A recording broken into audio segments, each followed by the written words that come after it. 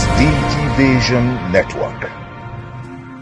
Your effort as the supervising minister of the then Ministry of Science and Tech saw to the birth of NIDA, Biotech, NASDA, NICOMSAT, and a number of other agencies. What were your convictions? How did you manage to see to the birth of these agencies and parastatals? Thank you very much. You are very welcome to my residence, and I'm talking to you from my office. It's a pleasure to have you, and the good news is that what we try to do almost blindly seems to be paying off for Nigeria, and so we are very pleased about that. To your question, a specific answer to your question is that I was convinced that the only way we can develop is to bring science and technology into the development process. And we did not make too much noise. We worked very seriously and effectively. And we will talk more about that. But the basic idea was to bring science, technology, and innovation to some of the important areas.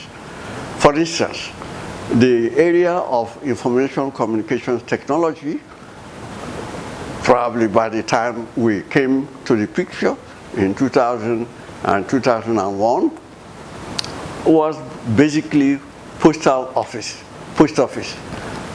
Okay, but I was convinced that if we are going to drive the system, we have to bring in technology. And this we did very quietly and very effectively. And this is why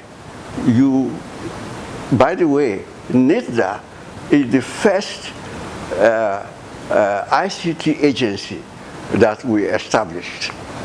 It came before NCC. It came before NCC. And in fact, we were trying to avoid the name communications because we thought it would be swallowed. And if you look at NIDA, there's no word called communications. Have you noticed that? Yes. But it was not an oversight. It was deliberate and systematic. All right. But the important point is that NIDA became the first agency we established as a think tank to drive the whole system. And I am very glad that the original thinking is coming back to life, where NIDA is now playing the role of a think tank for the whole ICT effort. And today, ICT is contributing over 14% to the GDP, to the gross domestic product, higher than oil, higher than many of the other areas. So I think if they tell me my time is up, I'll be smiling to 6 feet below. Wow. Thank you. Prof, as a cabinet minister, how easy was it convincing Mr. President and putting a team together to ensure the birth of these critical agencies to drive development? Okay. Well, that's a very important question. I was lucky to have a president, that was President Obasanjo, who was very, very friendly to science and technology and innovation. So Obasanjo was a leader. If you give him a document, he will say, see me tomorrow morning. And by tomorrow morning, he will tell you that he has read it with marks. So to answer your question, I was privileged to work with a president who was technology friendly, who was ahead of his time. And in fact, he was running ahead of us and dragging us. And that's very important because science and technology is encompassing. And if you are dealing with a president who is obstructive, then you have a problem. So my point is that president was friendly, my colleagues were friendly, my DGs were friendly. They all understood where we want to be, and they cooperated. Honorable Minister, NIDA today is 20 years on with so much footprint in all the 6 geopolitical zones, and then with policy implementation in different aspects of technology sector. How satisfied? Are you fulfilled? Are you happy about the impact that NIDA has made? Well, I imply that. I am quite happy with where NIDA is. I use the word NIDA was established of all the ICT agencies, and there are quite a few. NIDA was the first one that we established. And this was not an oversight. It was deliberate and systematic.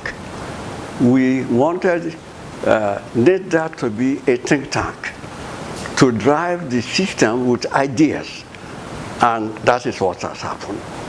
So NIDA was not put together by a mistake. It was very deliberate and very systematic. Okay, so to answer your question, I'm quite happy with where NIDA is. I am a little bit disappointed in that some of the projects, programs we envisaged have not come to fruition. For instance, we made a special fund for NIDA. It was a big battle too. And in fact, many of you may not realize, Obasanjo signed the NIDA law when we were just about a few weeks to the end of our tenure. All right. Now, why I'm saying this is that some politicians think that the special fund for NIDA is available, is the cheap money that you can just come and take it in the name of approving a budget. You don't do that. You don't do that. And NIDA should stand up to those politicians who want to bastardize the system. It was not cheap money for anybody. It was money dedicated to the issue of developing NIDA, developing Nigeria, developing ICT. And that's where we are. Okay, sir. Prof, sir, with what you have seen today, and then judge you from things you have penned down on in your book, that is why run before we learn how to work. And you see, with science and technology in Nigeria today, we have already learning how to work before we run. Yes. If the ICT revolution is one area that I am very happy because it more or less mobilized the people. Even my girl who works for me as house help knows how to send a text message. She can talk on the phone. And this is group, society, community mobilization. It has never happened where there is a science policy that mobilizes the community. Everybody. And the power is that you may not realize that Nigeria is ahead of some of the developing or developed countries when you come to ICT. I have told you the example of a house girl sending a text. Many of the American housewives cannot do that.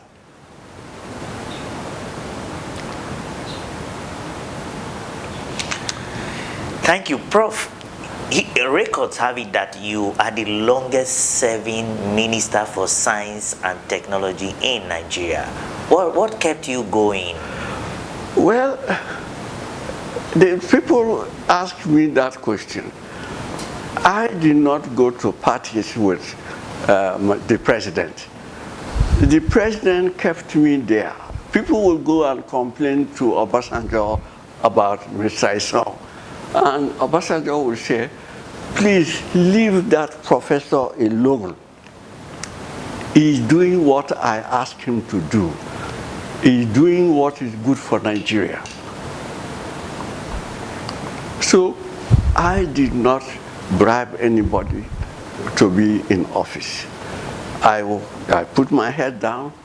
I did what I thought was required, and the results are there for everybody to see. So it was not a magic, it was not a lobbying, it was getting the work done. Okay. So, Prof, what are your regrets or disappointments in respect to the development of science and technology in Nigeria today, especially in relations to NIDA? Okay. Well, let me take this first part. I believe that just like we have done in ICT, if you want to do anything in agriculture, which today is a priority for the Buhari government, inject science and technology and innovation to it. Okay? You cannot do it. Bring in elite strains, bring in seeds, bring in tractors, bring in processing. These are very important. You cannot be lamenting and praying. Bring technology to the system and you will see wonders, just like we have seen it in ICT. All right, bring technology and innovation and science to education. Today, I am the chairman of the Educational Trust Fund in Bayelsa State. And we are trying to bring technology into education. I tell my friends in the north, and I will be I'm 83 now. And today, if you say time is up, I'm ready. And I will tell my colleagues in the north, introduce technology. And 10 years, the issue of educational backwardness is over. It's over. Quote me. If the North introduces science, technology, and innovation into education, 10 years, educational backwardness is over. Quote me. Prof, are you concerned about the threat to education by the level of insecurity in yes, the northern no, part of the country? my friend, I am not somebody to be detained by lamentation or problems. I am a problem solver. Okay, so I am not going to be detained. I'm not going to be, detained by the issue of the problems. I feel that as a scientist, I think of how to solve a problem and not to lament and go to bed. Okay, Prof, today ICT has become such an enabler that young persons now are innovative with startups, with hubs, and a lot of them are employing a number of youths to contribute meaningfully to the nation's development. In terms of this, how do you feel, especially in the light of NIDA? Okay, well, again, you put it very well as a communication expert. So the issue is, this is what we anticipated. In fact, we used to say Africa missed the industrial the first, second, and third industrial revolution. We did, the governor, who was at that time, was Alamechia. Alamechia nominated another accountant to replace Badigo. But Obasanjo said, but I met somebody from your state in Kenya and mentioned my name. But, and this is very important, when my name was mentioned, Alamechia at that time, with blessed memory, said, yes, I know Professor Isoun, but he's not a politician. Obasanjo said, yes, I know he's not a politician, but if Professor Isoun does his work, I will have a political benefit. Now think of that strict wisdom. If Professor Isoun does his work, although not being a politician, Nigeria will benefit. Is that what has happened?